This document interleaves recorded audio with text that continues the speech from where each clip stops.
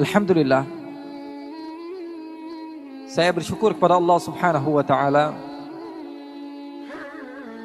karena Allah Subhanahu wa taala memberikan kesempatan kepada saya untuk duduk bersama kalian semua. Semoga Allah Subhanahu wa taala menjadikan perkumpulan ini adalah perkumpulan yang penuh dengan keberkahan. Allah Subhanahu wa taala tidak mengharamkan kita dari syurganya Allah Subhanahu wa taala, dan saya mendapatkan banyak ilmu. Karena beberapa hari yang lalu saya masih di Singapura.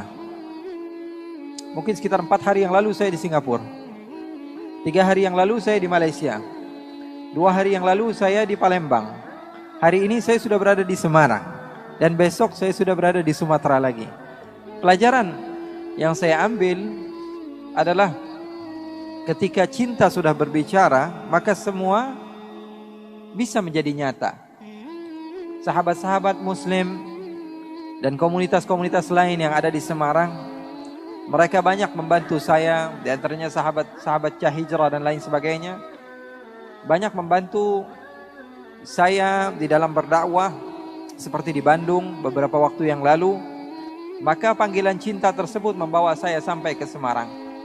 Alhamdulillah, itu adalah pelajaran yang sangat bermanfaat. Oleh karena itu saya ingin memberitahu kepada kalian, kalau kalian ingin ibadah diterima oleh Allah, maka kuncinya satu. Kunci ibadah adalah apa? Cinta.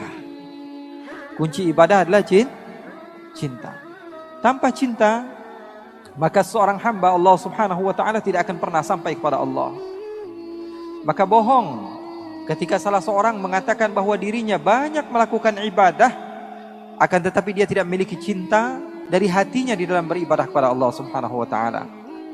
Saya teringat seseorang yang bernama Majnun atau Qais bin Mulawwah, yang sering diceritakan oleh sebagian orang dengan nama Majnun Laila. Tahu Majnun Laila? Majnun pecinta kepada Laila, seorang wanita yang di sebagian riwayat diceritakan wanita tersebut tidak cantik. Wanita tersebut tidaklah seindah yang dibayangkan banyak lelaki. Akan tetapi Majnun sudah cinta, dan kalau seseorang sudah mencinta maka matanya buta. Betul atau tidak? Betul atau tidak? Seseorang kalau sudah mencinta maka matanya buta. Salah seorang di antara kita sebagai contoh, cinta sekali kepada anaknya. Padahal anaknya nggak keren-keren banget, tapi setiap hari yang diupload siapa? Anaknya terus. Kenapa? Karena cinta. Bukan karena keindahan yang dimiliki oleh anaknya. Bahkan terkadang mata seorang ayah dan ibu berbeda dengan mata orang lain. Bagi seorang ayah dan ibu, seakan-akan anak dia adalah anak yang paling terindah yang pernah ada. Padahal di mata orang lain biasa saja. Banyak bayi yang sama. Banyak anak orang yang lebih indah, yang lebih tampan, atau yang lebih handsome, atau lebih cantik daripada anaknya. Betul atau tidak? Itu yang namanya cinta. Cinta sudah membutakan mata. Salah seorang di antara kita mungkin mencintai istrinya, atau istrinya mencintai suaminya, apalagi pengantin baru. Ngelihat wanita ini, atau wanita melihat laki-laki ngeludah aja dibilang cakep. Waduh, cakep banget cara ngeludahnya. Woi, ngeludah bro. Cara ngeludahnya dibilang cakep. Kenapa? Karena matanya sudah tersihir dengan yang namanya cinta. Cara berjalannya, cara minumnya, cara duduknya, padahal tidak ada beda dengan manusia lainnya. Tapi ketika cinta sudah berbicara, maka semua akan menjadi indah. Begitu juga ketika kalian sudah menjadikan Allah segala-galanya bagi kalian, maka kalian akan mendapatkan kenikmatan di dalam beribadah di jalan Allah.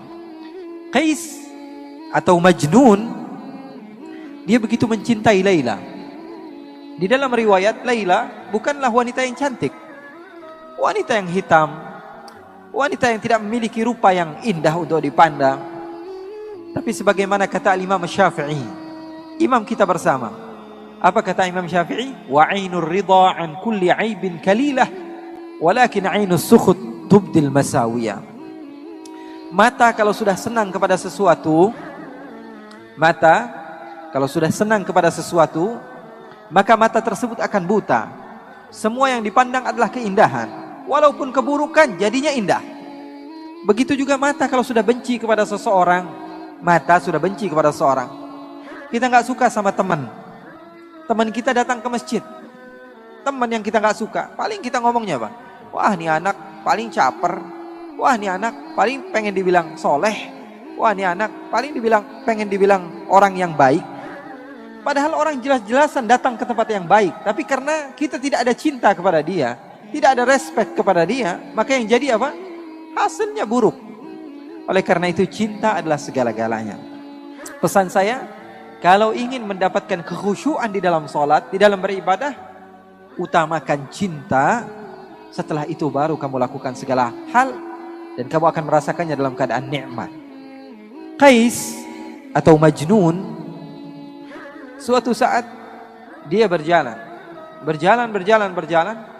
dan berjumpa beberapa orang yang sedang beribadah, sedang sholat. Beberapa orang yang sedang sholat. Lalu Qais ataupun Majnun ini menghampiri orang yang sedang sholat tersebut dan duduk di hadapan orang yang sedang sholat. Bayangkan, kalau kamu sedang sholat, tiba-tiba ada orang duduk di depan kamu. Kira-kira khusyuk gak sholatnya? Sedang takbir, Allahu Akbar. Tiba-tiba ada orang duduk di depan. Kita baca Fatihah sambil fokus, gak bisa. Maka orang-orang yang sedang sholat tersebut mempercepat sholatnya karena tidak khusyuk. Ada orang yang mengganggu. Selepas mereka sholat, mereka mendekati Majnun. Hei Majnun, hai orang gila, kenapa kamu mengganggu ibadah kami? Kenapa kamu mengganggu sholat kami? Kenapa kamu mengganggu hubungan antara kami dengan Allah? Apa kata Majnun? Apakah kalian benar-benar sedang sholat? Apakah kalian apakah kalian serius sedang bercinta dengan Allah? Apakah kalian sedang bermunajat dengan Allah?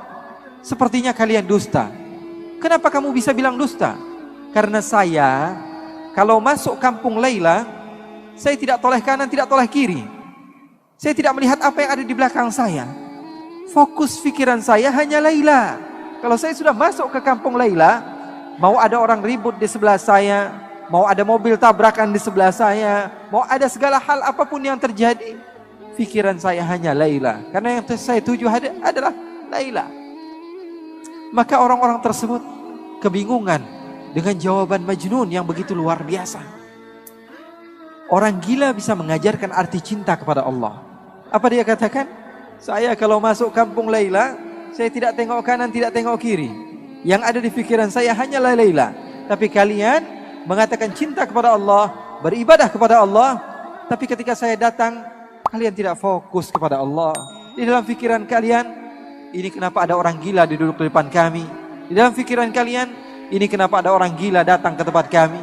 Kalian tidak benar-benar cinta kepada Allah.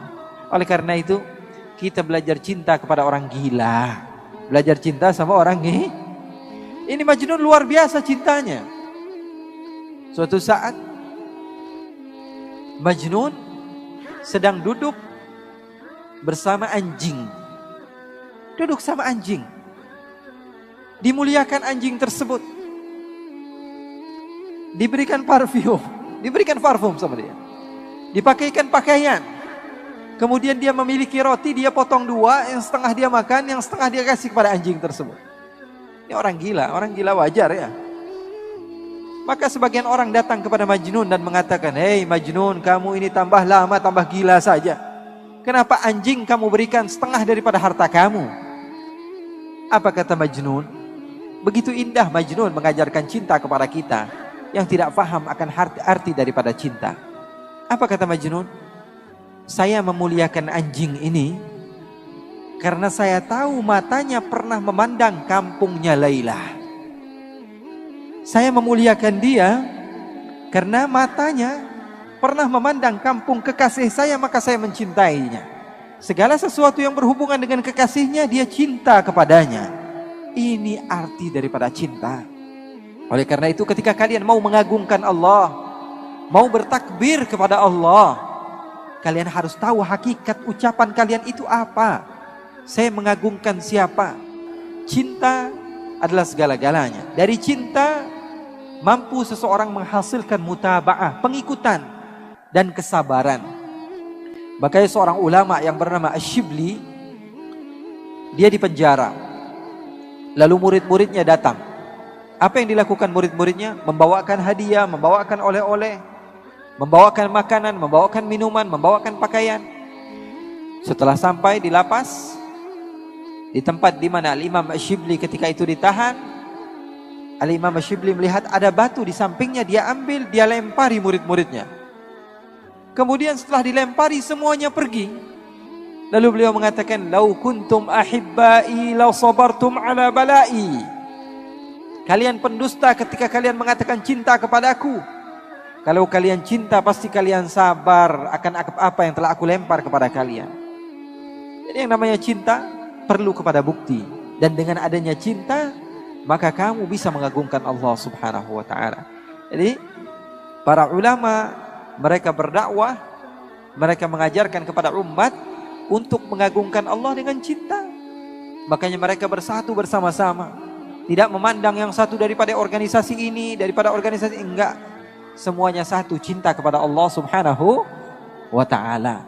Oleh karena itu, saya berharap 2 hari kalian berkumpul di tempat ini, atau sebagian sahabat ada yang baru datang, pulang daripada acara ini membawa ilmu. Membawa ilmu, setidaknya satu ilmu, satu poin yang paling penting kalian bawa ke rumah. Menjadikan perubahan bagi diri kalian. Untuk apa kita mengadakan acara-acara seperti ini kalau kalian tidak mendapatkan manfaat?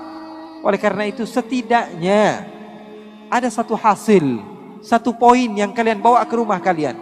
Dari para guru-guru mulia yang sudah berbicara. Itu kalau ngundang satu saja susahnya luar biasa. Ini dikumpulkan semuanya di Semarang. Kerugian bagi kita kalau kita tidak mengambil ilmunya.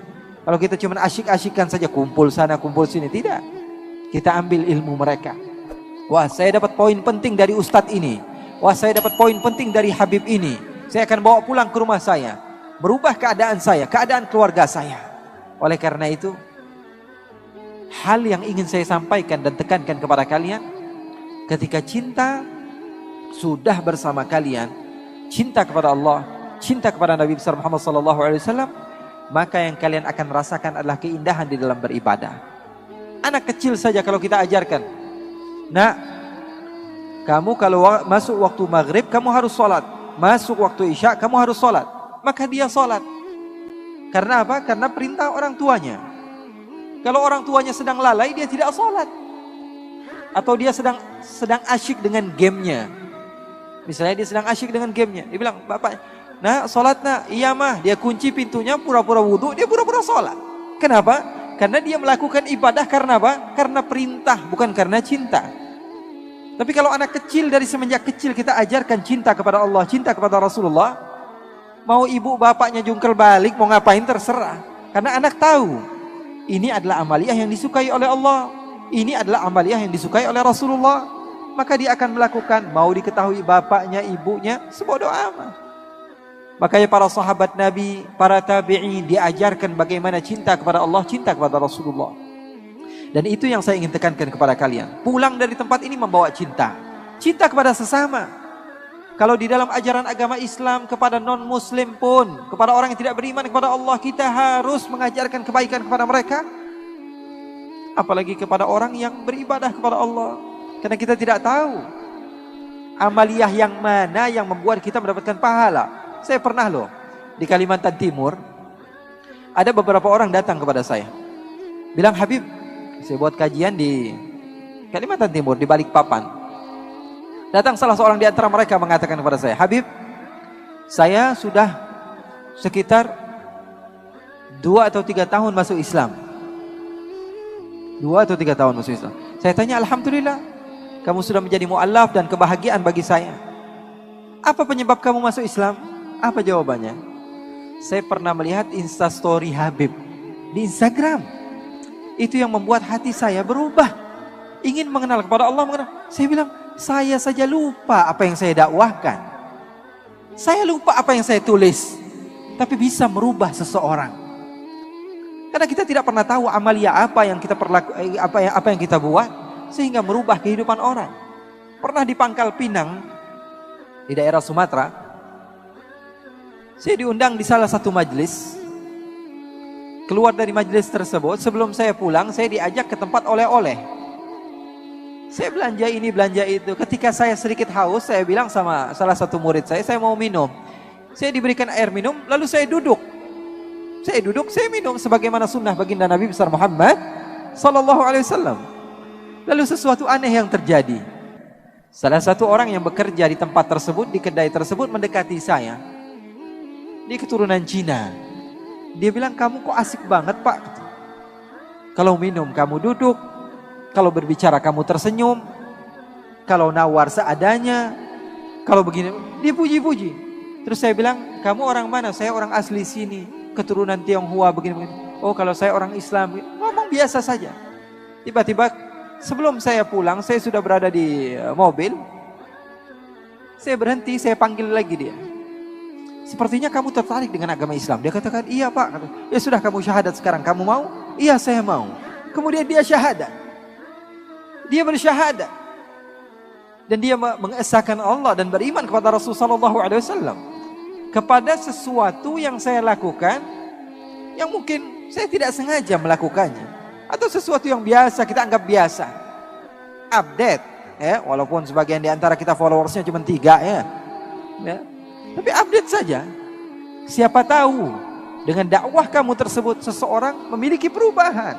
Hidupnya berubah, yang tadinya mereka seharusnya menjadi ahli neraka menjadi ahli surga. Sebarkan cinta kemana-mana.